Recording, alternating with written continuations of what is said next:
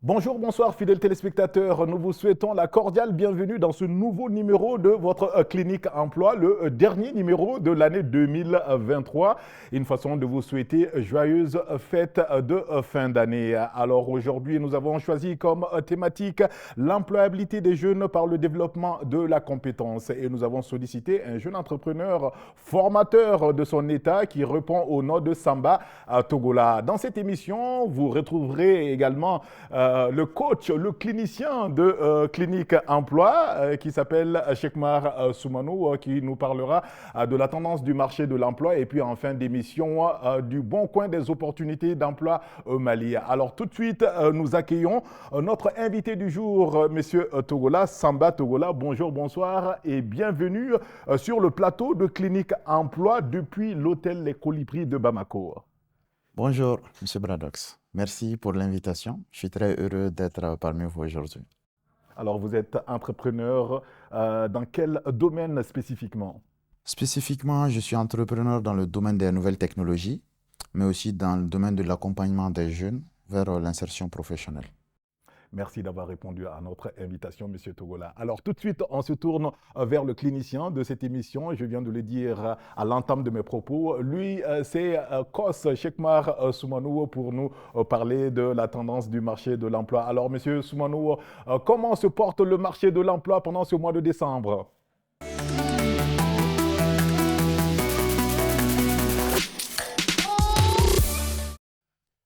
Bonjour Bradox, bonjour à M. Togola pour avoir accepté d'être sur ce plateau.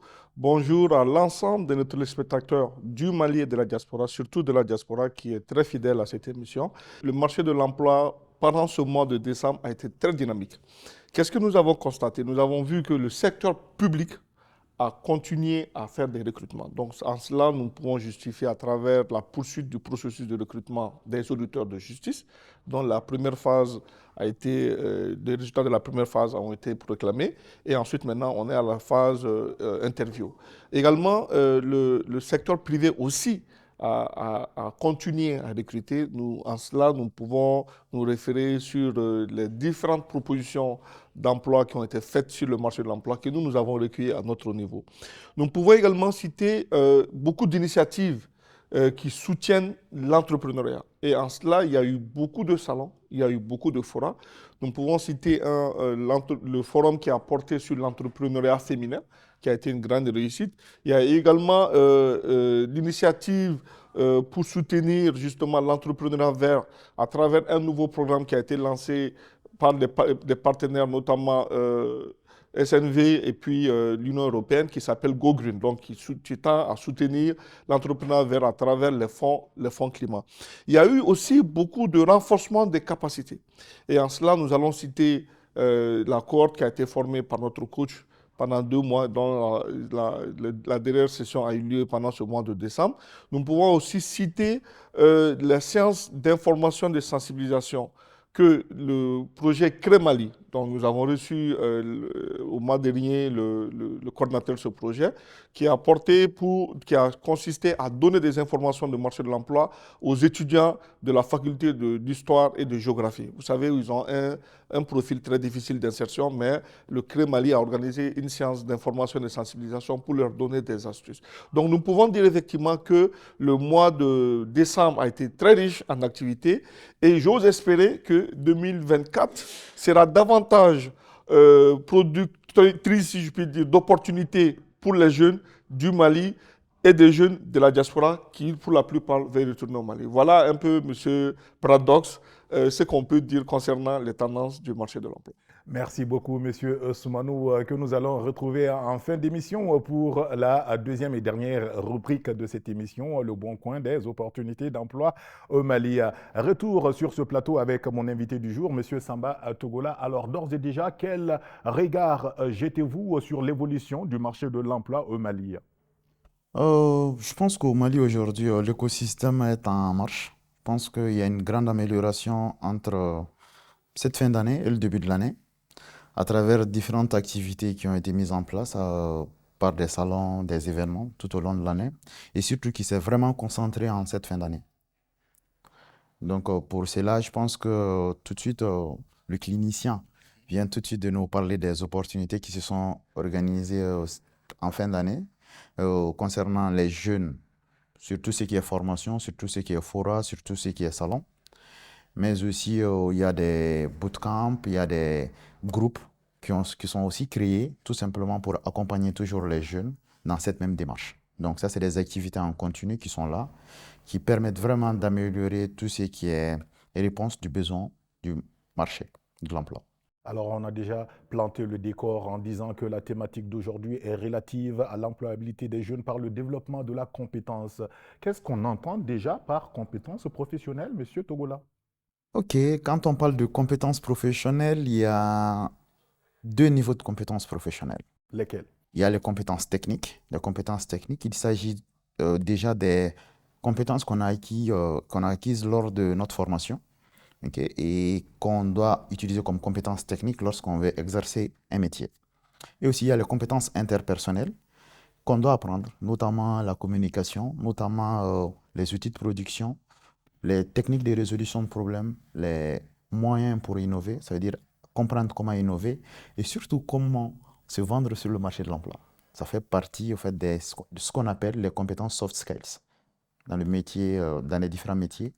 Et bon, pour les compétences techniques, c'est ça qu'on appelle généralement tout ce qui est hard skills. Oui.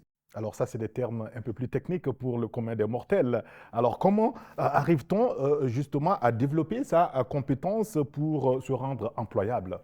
Ok, donc pour se rendre employable, comme on dit, notre emploi, c'est notre projet de vie. Ok? Parce que en réalité, notre emploi pour nous, si on a bien compris, c'est la chose la plus importante de notre vie. Car tout simplement, tout ce qu'on fait dans la vie tourne autour de l'emploi. Qu'on mange, c'est le résultat de l'emploi qu'on a.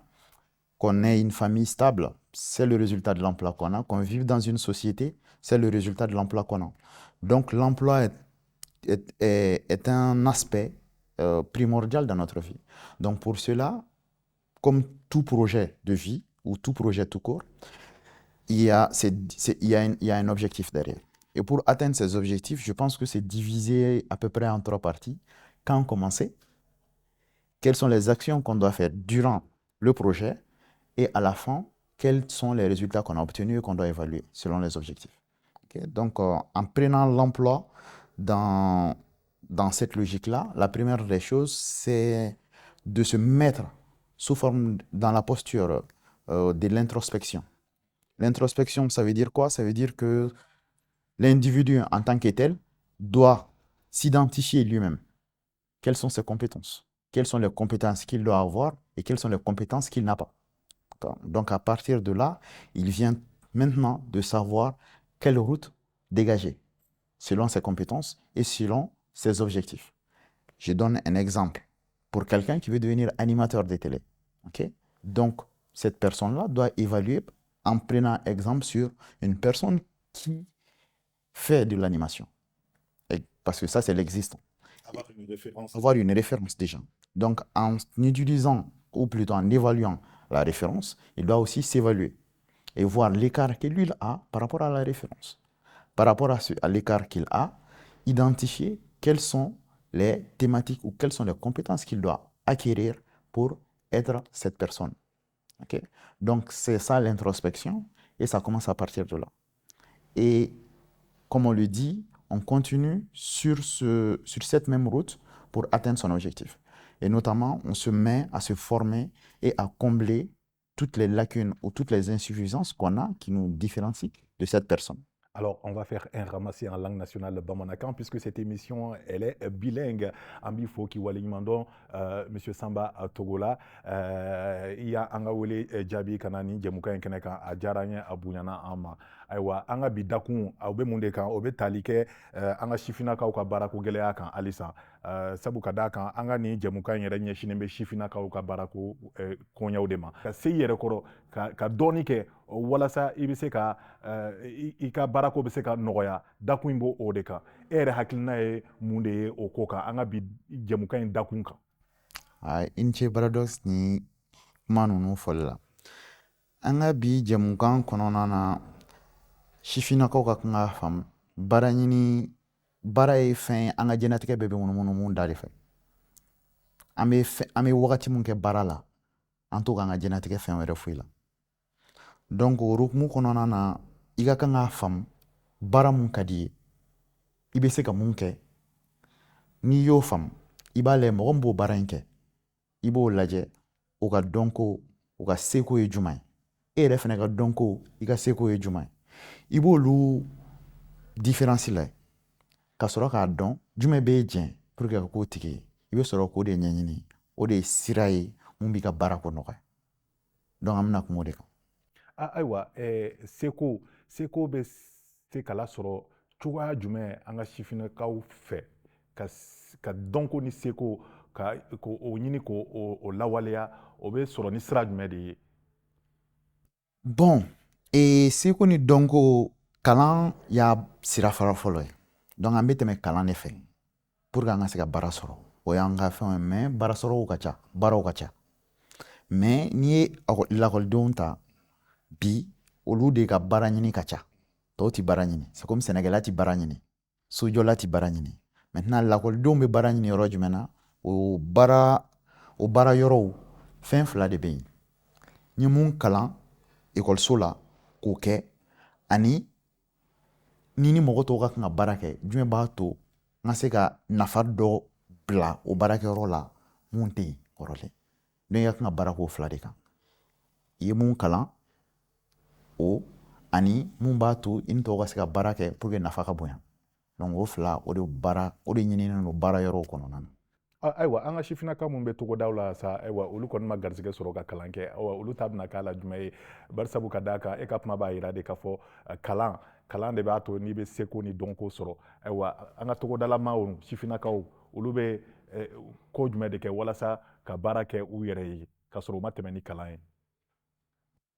anw bɛ kalan kɛ kalan bɛ tɛ ka t'i sigi kalanyɔrɔ la ka kalan kɛ sifinnaka caman bɛ yen nɔ minnu b'an ka sigidaw la n'o yɔrɔ ka jan mais u b'u ka diɲɛlatigɛ bɛɛ kɛ kalanw na ka tugu i fa kɔ k'a dɔn ko sɛnɛ bɛ kɛ cogo min na o ye kalan dɔ ye ka tugu i teriw kɔ ka i sigi cɛkɔrɔbaw kɔrɔ k'a lajɛ adamadenya bɛ kɛ cogo min na o ye kalan dɔ ye donc o sifinnakaw olu ka baara fanba bɛ munumunu o de kan puisque u bɛ sigida bɛ layiriwa fɛn minnu kan u b'olu de kalanw kɛ a n'a adamadenyaw kalanw kɛ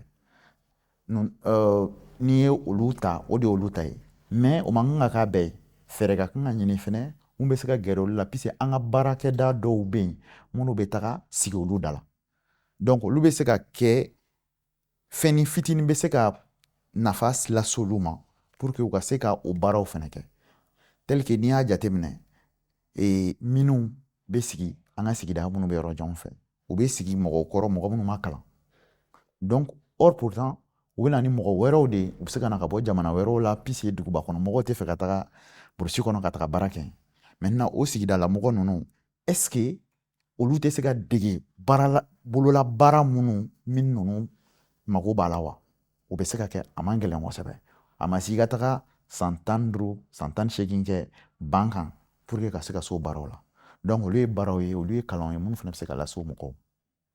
Merci beaucoup, Monsieur Togola. Alors, quels sont les segments spécifiques pour le développement d'une compétence en vue d'une insertion socio-professionnelle des jeunes? Ok, bon, comme je l'avais dit tout à l'heure, pour ces jeunes, il y a spécifiquement 2 grands niveaux de compétences. Donc, ces grandes compétences, c'est quoi? Il s'agit des compétences interpersonnelles qu'on appelle soft skills. Et dans ces compétences, après des interviews que nous avons fait aussi avec les entreprises, dans ces compétences, la compétence la plus recherchée, c'est une compétence banale, mais c'est la communication. La communication, c'est l'art d'utiliser son environnement et échanger avec son environnement. Aujourd'hui, la première des compétences, c'est de pouvoir échanger avec d'autres personnes de ton métier en termes techniques. C'est-à-dire que je suis dans mon métier, je connais les termes techniques de mon métier. Lorsque les autres se mettent à parler de ces termes techniques-là. Cela renvoie au concept de technique d'expression quand vous parlez de communication ou pas forcément? Aujourd'hui, les jeunes voient plus les leçons tout simplement comme des leçons qu'ils doivent comprendre et qu'ils doivent tout simplement avoir des notes grâce à ces leçons. Mais ces leçons-là leur amènent beaucoup de mots. Et ces mots sont réutilisés en vie professionnelle. Ce qui fait que si tu ne comprends pas ces mots, il y a un déphasage entre toi et les autres personnes qui parlent de ces langages-là dans le milieu professionnel. Donc, en termes de communication, on parle de ceci. Mais pas que, parce qu'il y a plusieurs formes de communication. Nous avons aussi des communications basées sur la communication écrite, notamment pour pouvoir écrire aujourd'hui, malgré toute cette panoplie d'outils qu'on a qui nous permettent de recorriger nos écrits sur des ordinateurs ou d'autres équipements électroniques. Okay? Nous constatons toujours une grande lacune au niveau de ces jeunes. Donc, c'est mal vu en milieu professionnel, d'une part. En plus, pour rédiger un mail qui est pratiquement l'outil le plus utilisé dans la vie professionnelle. On n'envoie pas un mail comme on le veut. On apprend à utiliser un mail. Un mail fait partie des outils de communication.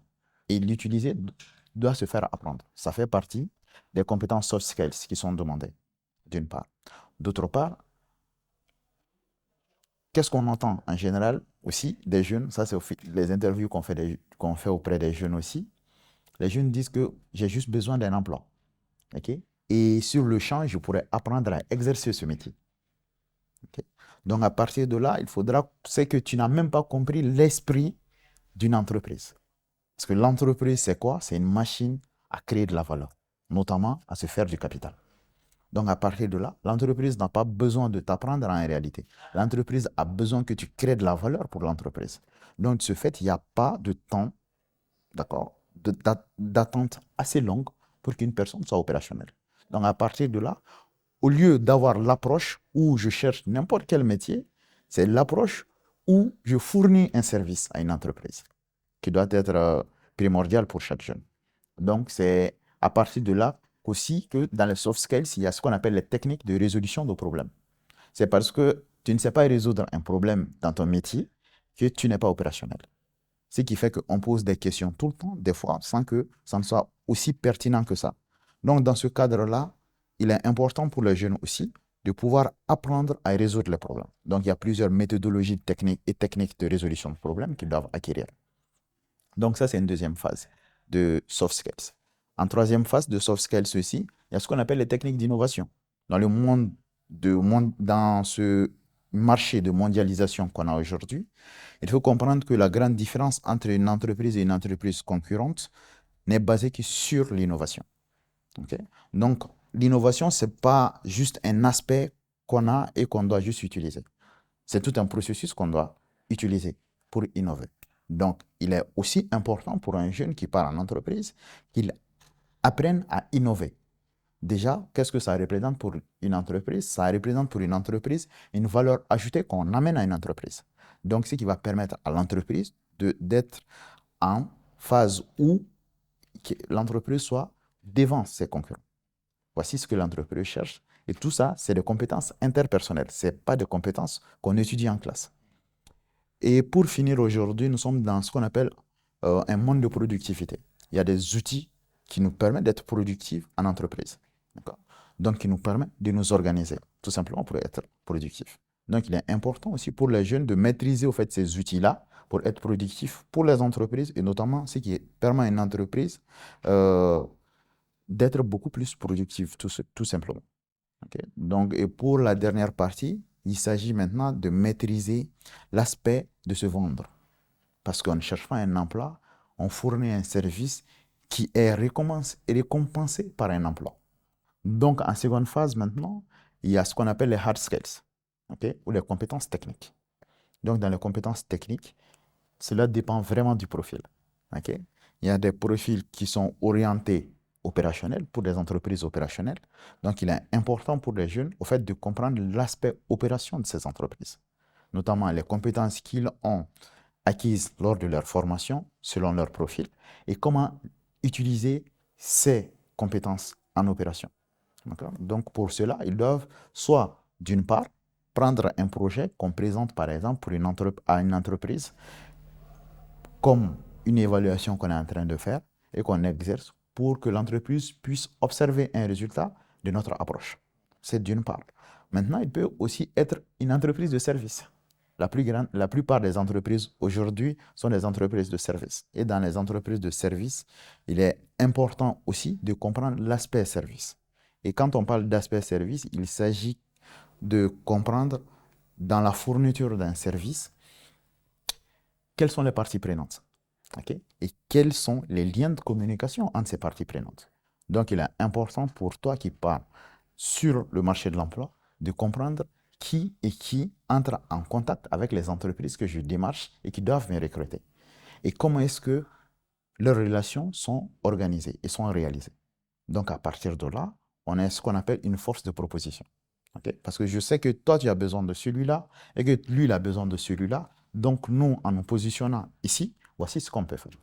Voici des questions qui reviennent souvent, ok, lors des entretiens, lorsqu'on est dans la phase technique. En général, si on arrive à dépasser la première phase, ok, qui revient, qui montre maintenant est-ce que cette personne est en mesure d'être en adéquation avec le métier qu'on lui demande. Ok? Et en général, ça, c'est un peu plus basé sur l'étude des fiches métiers en entreprise que les jeunes peuvent avoir aujourd'hui sur Internet ou tout simplement lors de leur formation sur des formations de ressources humaines en classe, ils peuvent poser ces questions en fait, aux enseignants selon leur profil. Alors, Monsieur Togola, on est dans votre logique selon laquelle toutes ces bonnes techniques s'adressent uniquement aux jeunes qui ont eu la chance d'aller à l'école, qui sont entre guillemets lettrés, qui sont instruits. Alors, cette émission s'adresse pourtant à ceux-là aussi qui n'ont pas eu cette chance d'aller à l'école. Alors, quelles sont les astuces que vous pourriez éventuellement développer, enfin dévoiler, je vais dire, excusez-moi, dévoiler à l'endroit de ces jeunes qui sont dans les zones rurales et qui n'ont pas été à l'école? Ok, bon, dans ces zones rurales, c'est différent. L'aspect est complètement différent, l'offre est complètement différente aussi. Ok? Donc, pour ces jeunes-là, euh, déjà, il y a une chose qu'ils doivent prendre en compte, il y a des services ou des entreprises qui viennent fournir un service dans eux, leur environnement. D'accord? Donc, tout ce qu'ils doivent faire, c'est de capitaliser et de fournir un service au fait à ces entreprises qui est complètement différent de l'autre marché de l'emploi. Parce que là, il y a l'emploi qui est autour d'eux. OK? Et on fait venir tout simplement des jeunes d'autres pays ou d'autres villes pour venir exercer ce métier. Parce que lorsqu'une entreprise se trouve dans votre région ou dans votre commune, ok, la priorité politique est que l'entreprise recrute dans votre commune, tant que vous avez ces compétences à fournir.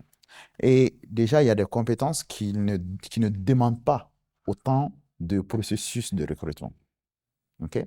Notamment si je prends les fonctions de soudeur. Ok. La plupart des entreprises qui partent dans ces genres de régions ont besoin de soudeurs. Ces entreprises-là ont besoin de personnes parce qu'ici, on a le paludisme. Ok. Donc, ils ont besoin de personnes, par exemple, qui maîtrisent comment traiter l'environnement. Ok. Et pour tout ça, on n'a pas besoin d'être super instruit. Ok. On n'a même pas besoin d'être instruit. D'accord. Alors justement, dans ce même ordre d'idées, Monsieur Togola, quelle solution à la fameuse équation sur le marché de l'emploi, pas d'expérience, pas d'emploi, et pas d'emploi, pas d'expérience? Euh, c'est simple pourtant. L'expérience, c'est quoi? On a 5 années pour étudier, en général. Ça fait 5 années. Et chaque Ça 5, dépend de la filière. ça dépend de la filière. Pour ceux qui veulent être docteur, Docteur, ça fait 7 8 ans. ans. 7 ans. Donc 7 ans, 8 ans. Mhm. OK? Donc, tu as eu 7 ans pour exercer un métier. Et on n'attend pas le jour J pour dire que je vais commencer le métier. Mhm. OK?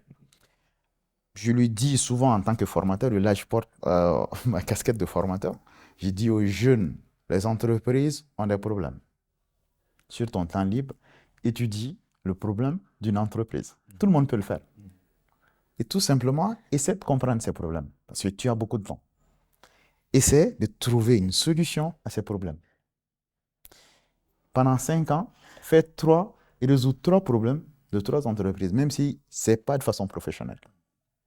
Lors de ton entretien, il dit que tu as résolu ces 3 problèmes durant ton cursus. C'est amplement suffisant pour récompenser le déficit d'expérience. Parce que l'expérience, ce n'est pas autre chose, il s'agit d'un savoir-faire qu'on a dégagé en exerçant un métier. Mhm. Okay? Et ce métier, si toi tu l'as exercé sans être rémunéré, ben, tu as les mêmes compétences en termes d'expérience que cette personne qui a été rémunérée pour son expérience. Okay? Donc les 5 années d'études peuvent être exactement les 5 années d'expérience qu'on cherche en général. Mais il s'agit vraiment de jeunes qui s'impliquent dans leur recherche d'emploi depuis le début.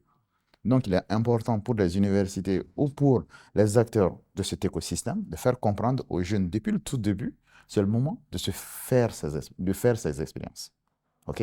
Donc, chaque expérience qu'on fait est une expérience qu'on est en train d'acquérir. Donc, c'est un peu ça, euh, l'équilibre qu'on peut mettre dans l'équation pour répondre à ce besoin. Absolument. Monsieur Togola, an ka sifinnakaw minnu ma garizɛgɛ sɔrɔ ka taa ekɔli la ka taa kalanw kɛ sa ayiwa fɛɛrɛ jumɛn de b'e bolo k'a di olu ma k'a ɲɛsin olu ma yaasa ayiwa u ka baarakow bɛ se ka nɔgɔya cogo min na bari sabu ka d'a kan an bɔra k'o de fɔ nanzarakan na sisan nɔ a caman bɛ yen nɔ n'u taara k'u bɛ taa baaraw ɲini a bɛ f'u ɲɛna ko experience t'u la ayiwa experience dun fana tɛ sɔrɔ ka sɔrɔ i ma baara kɛ. Expérience tɛ sɔrɔ ka sɔrɔ i ma baara kɛ. Nka san 5 b'an bolo kalan kɔnɔna na yanni ka baara daminɛ. Baarakɛ t'i foyi ye dɔw bɛ baara daminɛ o san fɔlɔ baarakɛyɔrɔ la. A dépend u ka tagabolo la.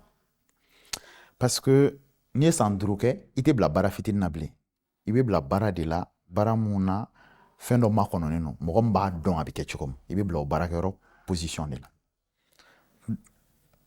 Et en tant que i denmisɛnninma i donna université la wagati min na kalan na n'i y'a daminɛ ka entreprise jateminɛ entreprise baaraw bɛ kɛ cogo di kungo jumɛn bɛ entreprise da la n'u tɛ ka fɛɛrɛ sɔrɔ o la e ka i miiri ka se k'o kungo ɲɛnabɔ puisque baarakɛyɔrɔ kɔnɔmɔgɔw b'o de kɛ i k'o daminɛ depuis i ka dɔgɔ i ka se k'o kɛ 3 4 5 entreprise dɔ la i ka yir'u la mun don i b'a ye entreprise tɛ dimi n'i taara yir'u la parce que i y'olu dɛmɛ u ka baara dɔ la olu ma mɔgɔ sara mun na a bɛ se k'i dɛmɛ yɛrɛ i ka baara sɔrɔ parce que i ma tila kalan na puisque u b'a faamuya ko nin denmisɛnnin fasugu filɛ nin ye a jijalen don wa a bɛ mun nɔfɛ a b'o dɔn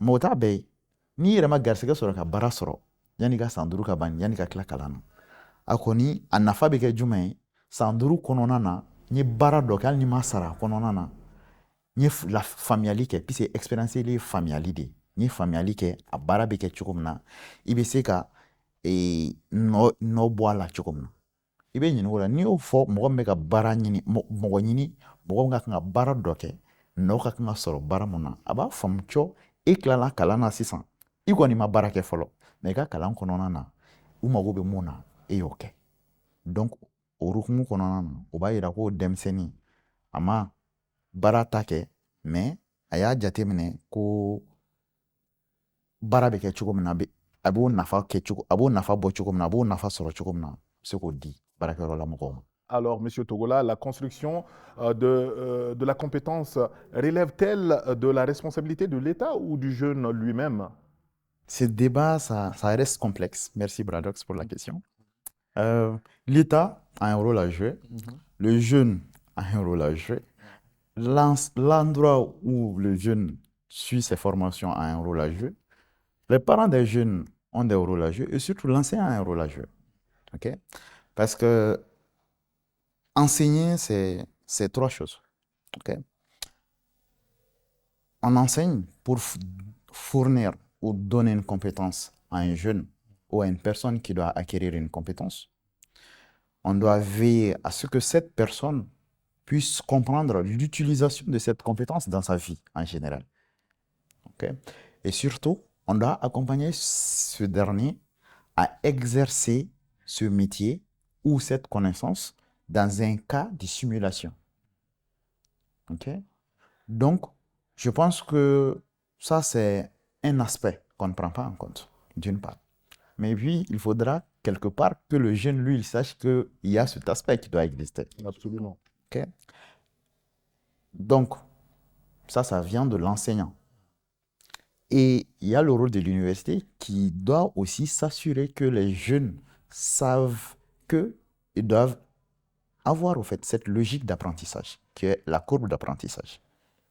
Et aussi, c'est le devoir de l'État en ce moment d'exiger de ces institutions de formation les moyens nécessaires qu'ils doivent mettre en place pour que ces jeunes puissent évaluer qu'est-ce qu'ils doivent apprendre.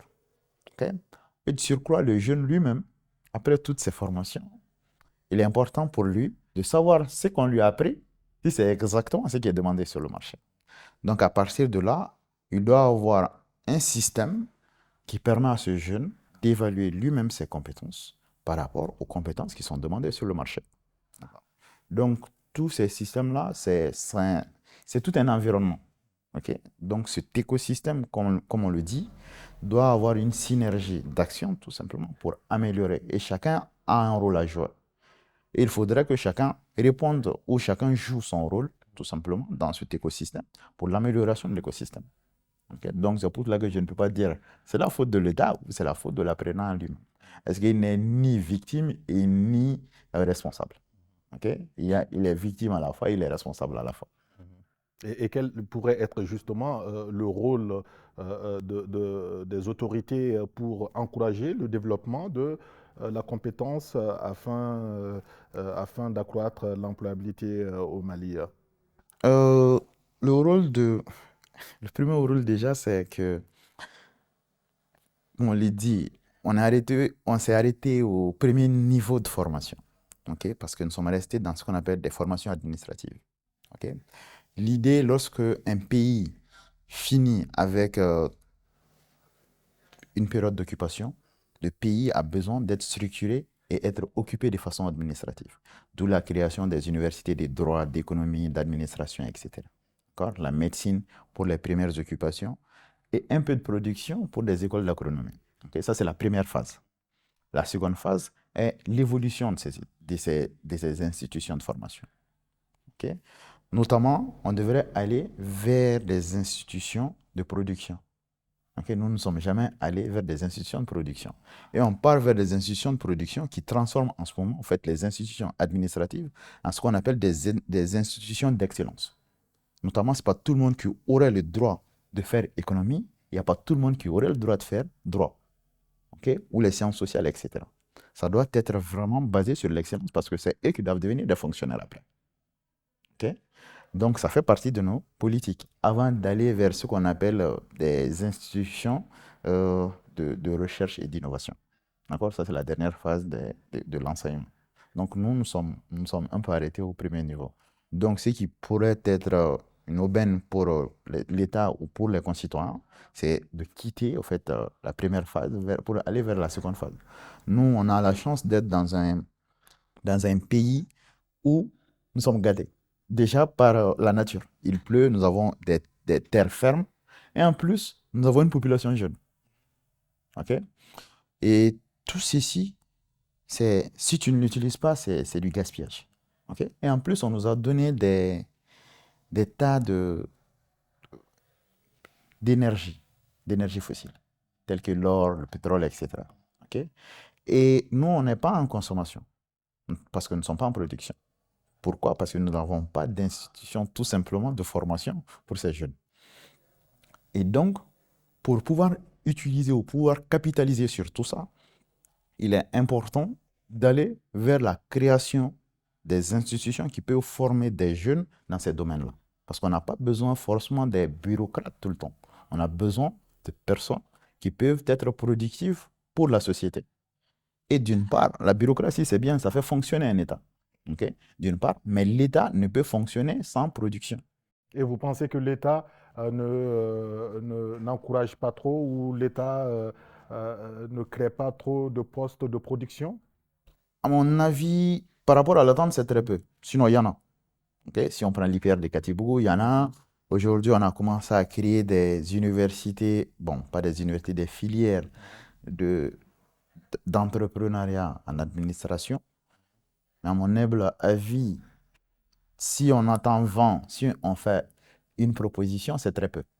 Ok. Et Il y a le centre de formation en intelligence artificielle aussi qui est en phase de construction. c'est en phase de construction. On est, bon, en tant que technicien maintenant, et parce que je suis ingénieur en gouvernance des systèmes d'information, mettre des centres d'intelligence artificielle, c'est bien. Mais on va faire de l'intelligence artificielle sur quoi? Ok. Bon, pour vous expliquer, l'intelligence artificielle, ça fonctionne comment? On a besoin de données. Des données qui sont stockées dans des infrastructures. Ok. Et ces données, pour que ça vienne, on a besoin de concevoir des applications qui sont en contact avec les consommateurs. d'accord, qui ont des comportements qui génèrent des données.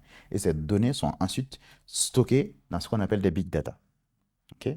Et après, il y a ce qu'on appelle le temps d'apprentissage qui est aussi fait par des algorithmes, ok, qu'on appelle le machine learning, ok, ou le deep learning.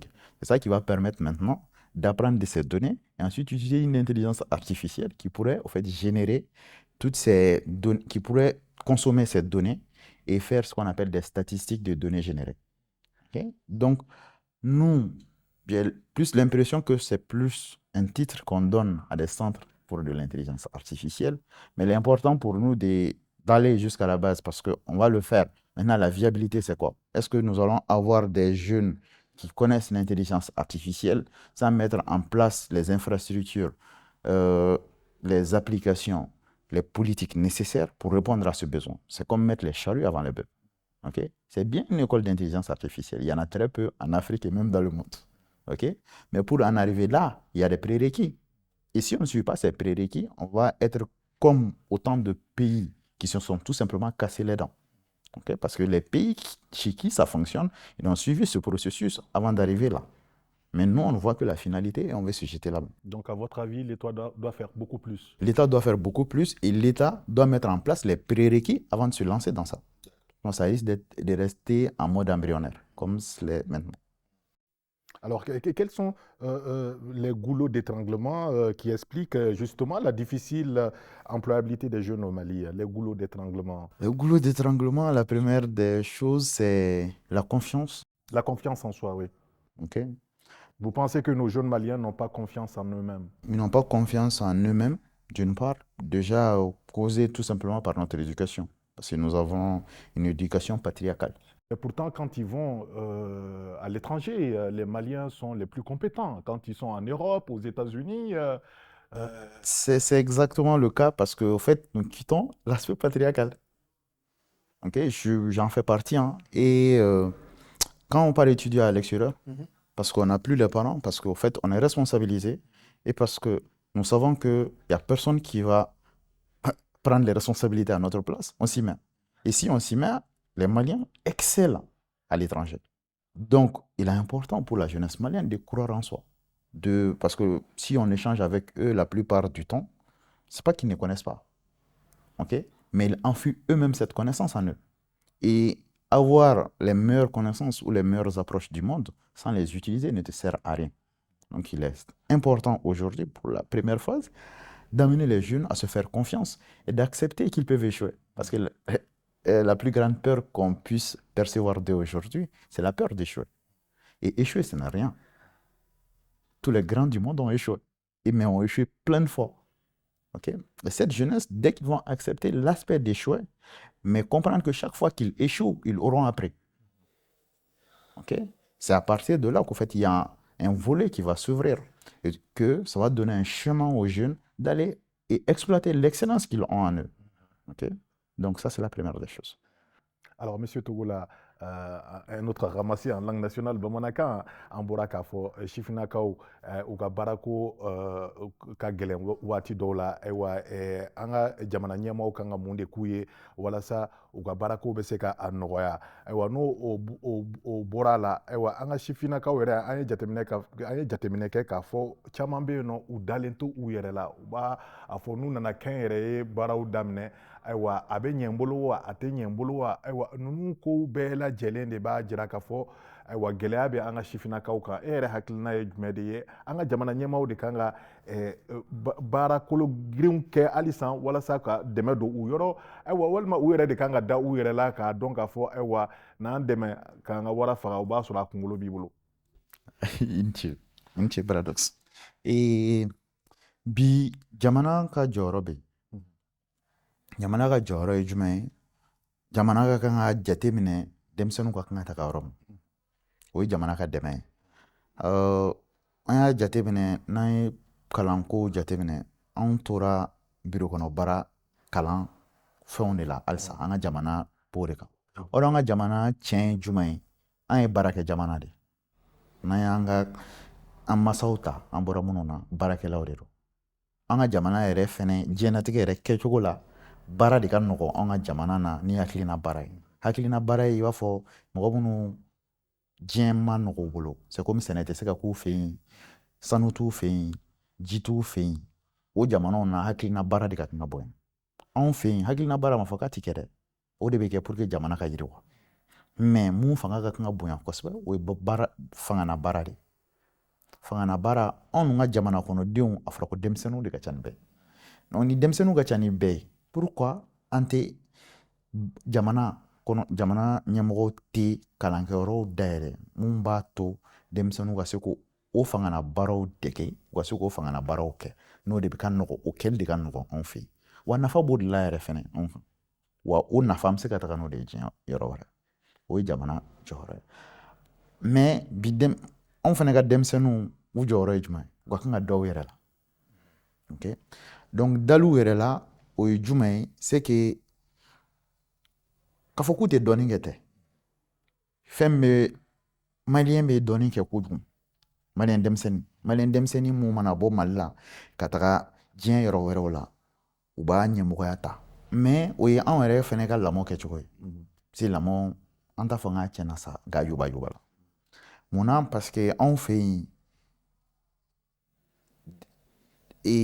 décision minnu ka kan ka ta bɛɛ ye fa ye kungo min ka kan ka ɲɛnabɔ i ye fa ye dan si tɛ yen nɔ dan bɛ yɔrɔ min na denmisɛnnin yɛrɛ ka kan ka décision ta yɔrɔ min mais masaw de bɛ kan ka décision ta wagati la an ti kalan ni baara fɛnw kɔnɔna na wagati min na a ka nɔgɔ o diɲɛnatigɛ ka nɔgɔ i masaw k'i ka décision ni fɛnw ta ye puisque a bɛ taga laban jumɛn na i bɛ taga foro sɛnɛ i bɛ taga misi gɛn olu fɛn kɔnɔna na décision bɛ se ka ta k'i bilasira puisque u y'o kɛ nka bi e fa t'a dɔn i ka kan ka baara min kɛ e fa ma o baara kɛ donc denmisɛnninw yɛrɛ de ka kan ka da u yɛrɛ la bi k'a dɔn masabonya bɛ yen o y'an ka valeur dɔw ye an danbe ye nka o man kan k'i bali i k'i ka diɲɛnatigɛ ta i yɛrɛ tɛgɛ la n'i y'a ye denmisɛnnin dɔw bɛ mali la bi sifinnakaw bɛ yan u bɛ ka ye diɲɛ yɔrɔ wɛrɛ ka sɔrɔ u dun lamɔna yan mais u bɔra u masaw kɔrɔ dɔrɔn de u tagalen diɲɛ yɔrɔ wɛrɛw la u dar'u yɛrɛ la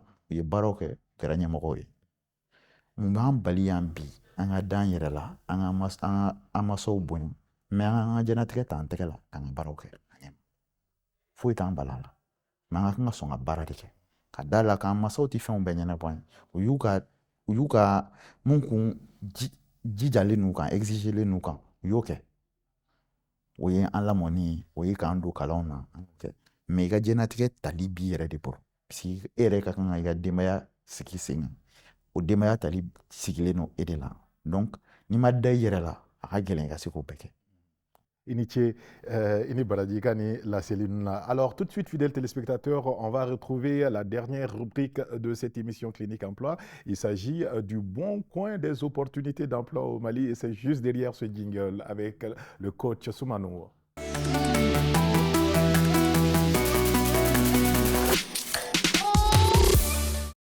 Merci bien, Bradox. Dans cette seconde rubrique, nous allons déjà remercier les internautes qui ont bien voulu nous poser des questions sur notre plateforme WhatsApp au numéro 66 96 91 24 qui s'affiche au bas de cet écran, mais également qui ont bien voulu nous envoyer également des mails. On a beaucoup reçu des mails de la part des Maliens de la diaspora, France, Congo, États-Unis, etc.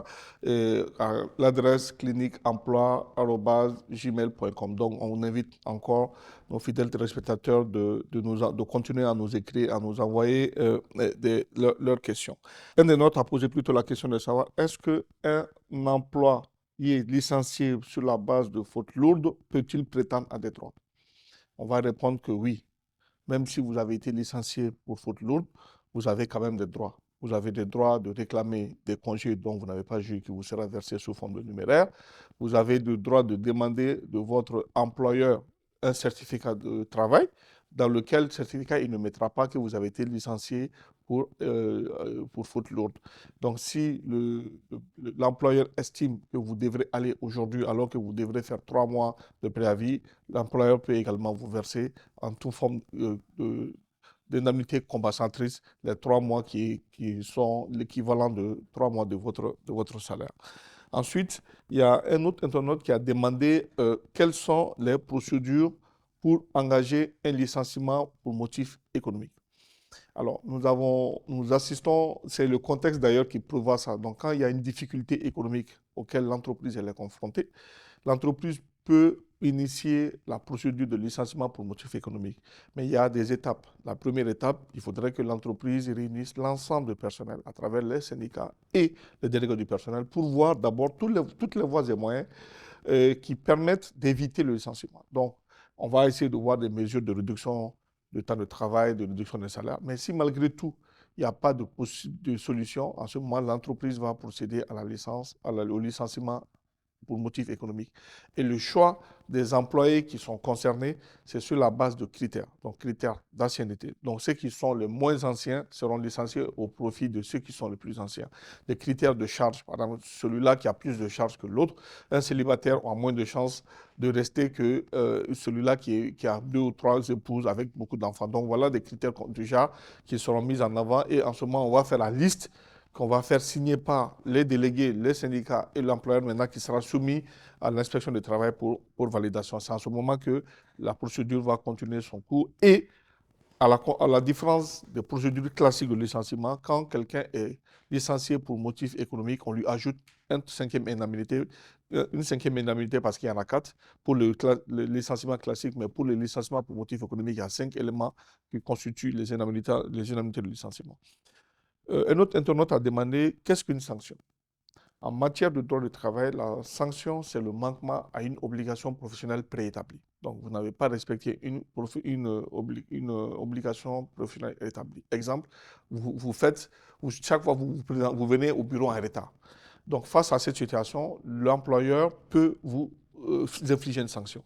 Mais pour la sanction, il faut d'abord passer impérativement par la première étape, qui n'est pas d'abord la sanction, mais c'est une demande d'explication.